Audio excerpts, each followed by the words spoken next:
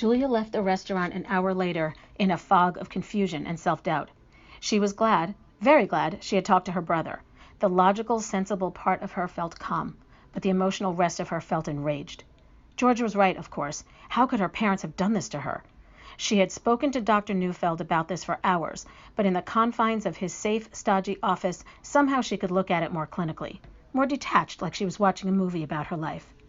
But now, speaking with her brother about the parents they shared made her feel more angry, resentful, and betrayed than she ever remembered being. Well, no, that was not quite true either. She remembered feeling this way once before, when they made her give her baby away, a fact she had buried so deep in her mind she hardly remembered that it happened to her. Another movie clip from someone else's life. Memories were flooding her now as she drove, and more than once she thought she should pull over for fear of crashing in a ditch. Her mind was racing, her heart was pounding, and all she could think about was how her 16-year-old self had felt at the sight of her baby being swept away, out of the room, without her having a chance to hold it. When the tears overwhelmed her, she did pull over and stayed on the side of the road for quite some time, sobbing and screaming to her empty car that it wasn't fair and they had no right.